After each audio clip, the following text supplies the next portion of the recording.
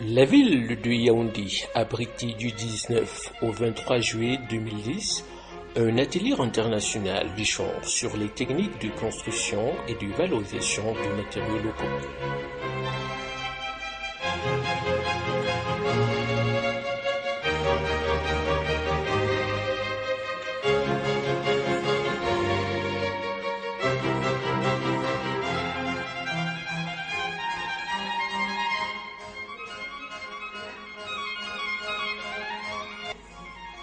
Tenu sur la houlette de Cordide, les organisations de la société civile, les ONG et les responsables ministériels venus du Pérou, de la République démocratique du Congo et du Cameroun ont pris part à un exercice d'échange d'expériences, d'approche de stratégies, de méthodologies utilisées dans différents contextes, avec pour objectif de mutualiser les techniques de promotion des logements sociaux pour une approche intégrale en utilisant les matériaux de construction à faible coût.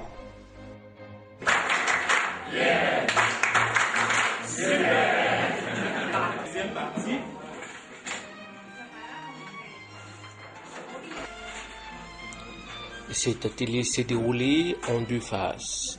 La phase 1 a consisté à la présentation des cas de la République démocratique du Congo, du Pérou et du Cameroun, la présentation sur les adopts et les technologies de construction, les politiques de financement du logement social au Pérou, le système de purification des eaux et les débats. Ici, il s'agit simplement de voir, pour le cadre de l'expérience péruvienne,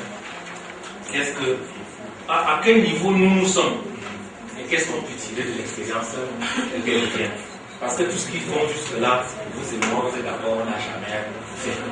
Il ne faut pas, à mon avis, ce serait compliqué parce qu'on n'aura pas d'argument pour avancer et on pourrait avoir du mal à apporter des réponses qui permettent aux gens de tirer des bonnes leçons. Même si, évidemment, elle a relevé à la fin des difficultés auxquelles la démarche au Pérou fait face pour l'instant, mais il y a quand même, on constate quand même qu'il y a une certaine volonté politique qui a été construite, systématisée, pour permettre aux citoyens d'avoir accès à un logement. Et je pense que c'est peut-être la première leçon, à mon avis, que nous devons tirer. Parce que certes, il y a des difficultés, mais ça n'évacue pas que politiquement, il y a une volonté très affichée, avec un système très bien monté pour répondre à une demande qui est sociale. La deuxième phase étant la descente sur le terrain pour des sciences pratiques, la récapitulation et capitalisation des leçons apprises. Je suis Madame Otunambele de Rantine Angèle. Je suis la présidente fondatrice de la Carptifon, un GIC qui fait dans l'aménagement, réaménagement et la promotion du titre foncier au Cameroun. Ce que j'ai pu retenir, c'est que par rapport à l'expérience péruvienne, le Pérou est déjà trop avancé en matière de construction en matériaux locaux. Si nous pouvons améliorer notre qualité d'exploiter, surtout notre terre, en matière de briquettes, briques de terre, cuites ou non cuites, stabilisées. Je suis Jean-Guy Yopa, je suis responsable d'organisation et je suis à cet atelier à deux titres. Déjà parce que je suis responsable d'une organisation qui travaille dans des quartiers où le problème de logement se pose. Et l'atelier pour lequel nous sommes ici intéresse justement le logement social, c'est-à-dire le matériau local. Nous avons beaucoup appris. Nous avons appris à cet atelier-ci particulièrement, il s'agissait de la brique cuite. Bon, nous avons vu les différents types de briques et les avantages que la brique cuite a par rapport à la brique stabilisée au ciment. À ce qu'on a observé et même en fonction des explications que nous avons eues, la brique cuite est plus stabilisée que la brique stabilisée avec le ciment. C'est-à-dire qu'en fait, elle résiste plus aux intempéries et à la pluie que la brique stabilisée avec le ciment. Et bon, par rapport au coût, nous voulons voir, nous allons faire des calculs pour nous assurer que sur le plan du coût, la brique cuite est peut-être moins chère que la brique stabilisée au ciment. L'expérience péruvienne nous rappelle un peu celle que nous avons dans nos villages, c'est de faire la brique stabilisée à partir des moules rudimentaires que nous avons dans les villages. Mais ce qu'ils nous ont apporté, c'est de nous montrer qu'on peut stabiliser la brique faite de manière artisanale comme au village. Avec un moule en bois, on peut faire la brique stabilisée. En fait, ils nous ont expliqué comment on peut incorporer le ciment et même comment on peut analyser la terre pour faire un certain nombre d'apports qui permettent d'avoir une brique de bonne qualité avec des moules rudimentaires en bois. Les travaux ont relevé qu'au Pérou, 85% d'habitants ont accès à un habitat social grâce aux matériaux locaux. En République démocratique du Congo, le processus se met en marche progressivement. Oui, je viens de la République démocratique du Congo. C'est M. Lokwalenzimi Achille.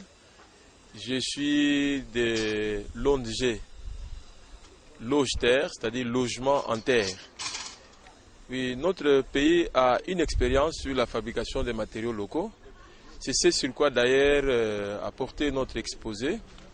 Et en tant que structure, nous existons depuis 2001 et que nous avons déjà dans ce domaine une expérience de 9 ans. Et cette expérience est partie de l'observation que nous avons eu à faire sur la fabrication des briques en daube. Et que, ayant constaté que dans nos milieux, les maisons construites avec la daube, ne prenant pas en compte les différentes étapes de la construction d'une maison, notamment la fondation, l'élévation et la toiture, nous avons pu comprendre qu'il y avait déjà un problème d'approche qui s'est posé quant à ce qui concerne l'utilisation des matériaux de construction locaux. Et c'est par rapport à ça que nous avons commencé notre petite expérience pour voir, à partir de la daube, qu'est-ce qu'on pouvait faire d'autre pour avoir une brique cuite. Et nous avons commencé à fabriquer des briques cuites pour en faire, pour utiliser dans la construction. Et nous avons fait un chemin avec ça. D'ailleurs, jusqu'à aujourd'hui, pour certains cas, nous continuons à utiliser les briques cuites. La fabrication, telle qu'on le faisait, ne prenait pas en compte un certain nombre de paramètres. Notamment, comme nous l'avons vu ici, avant de commencer à façonner les briques, il faut d'abord que la terre soit fermentée. Et la fermentation ne se faisait pas comme il fallait. Et comme on était dans un milieu où il n'y avait pas encore assez d'initiatives dans le sens d'améliorer la qualité de la production, c'est comme ça que nous avons pensé que pour récupérer la chose, il fallait améliorer la qualité de la daube. Et que par rapport à ça, nous avons estimé que si on peut encore faire quelque chose de plus, c'est-à-dire la cuisson, ça allait être davantage intéressant. Et pour finir, nous sommes allés encore très loin. Nous avons estimé qu'en face d'une demande importante, on était des fois buté à une difficulté, celui de produire les briques telles que cela était souhaité. C'est comme ça que nous avons ajouté à cet aspect de la cuisson la brique stabilisée, qui elle prend en compte un certain pourcentage du ciment dans le mélange. L'atelier nous a apporté beaucoup de choses. D'abord, il faut dire que nous partons du fait que c'est un atelier d'échange d'expériences. Et nous avons ici des expériences de la République démocratique du Congo, des expériences du Cameroun et de nos amis qui viennent de Pérou. Il faut dire que pour chaque pays, nous avons retiré quelque chose. Et je dirais que de toutes ces expériences, il y a une expérience qui est beaucoup plus proche de nous, l'expérience de nos amis camerounais. Puisque là, nous avons été même flattés par les interventions de nos amis des Micro-Malo, qui sont allés même au-delà de ce à quoi on s'attendait, puisque quand on a visité leur laboratoire, bien que ça n'a pas été fait avec tous ceux qui sont en train de participer à l'atelier, nous avons été flattés de voir qu'ils ont tout un laboratoire où se font les tests pour voir la qualité du sol ou la qualité de l'argile et du sable. Tout ça, c'est pour éviter les tâtonnements. C'est-à-dire, quand nous parlons en termes de pourcentage, là-bas, ils vont au-delà du pourcentage. Ils voient même la qualité pour dire qu'avec ces sols, avec ces sables, avec cette argile, voilà ce qu'il faut faire, voilà ce qu'il ne faut pas faire. Il faut une telle orientation. Et pour ça, nous avons été flattés et nous pensons avoir déjà une conviction d'intégrer dans notre approche cette thématique-là. Bien sûr, ça demande un peu de moyens. Au niveau du Pérou également, on a eu des expériences très riches. Dans ce sens que, comme nous avons tiré la conclusion, que les matériaux locaux sont utilisés en fonction de l'environnement et des moyens, des possibilités écologiques de chaque pays. Ils nous ont pu démontrer comment ils fabriquent la brique stabilisée, la brique adobe, comment ils ont fait des progrès pour arriver à construire des édifices, des maisons, des bâtisses à partir de matériaux locaux. Ils nous ont démontré que comment dans un terrain désert, on peut arriver à fabriquer des matériaux locaux, soit avec des ressources naturelles locales. Cette expérience nous a beaucoup édifiés. Mais également, ce qui nous a édifiés, c'est comment protéger ces édifices, ces bâtisses, une fois ces maisons sont construites à partir de matériaux locaux. Là, il faut également l'assainissement, il faut également l'aménagement des espaces, mais il faut également des équipements appropriés. Et des espaces verts, des espaces publics, des équipements verriers. Et il faut également des activités. Et donc, il faut arriver à une approche intégrée dans la construction avec des matériaux locaux pour protéger d'abord ces maisons, ces édifices, mais également pour protéger la population qui vit dans ces édifices-là. En somme, un atelier riche qui a permis aux participants d'acquérir de nouvelles connaissances sur les différents types de fabrication et d'usage de matériaux locaux pour la construction des logements sociaux dont l'Afrique a besoin. Nous, en tant que promoteurs, nous avions le devoir de sensibiliser les populations cibles pour améliorer leur habitat et construire à moindre coût avec des matériaux locaux. Vivement que les leçons apprises ici soient capitalisées afin que le déficit en logement soit considérablement réduit en Afrique.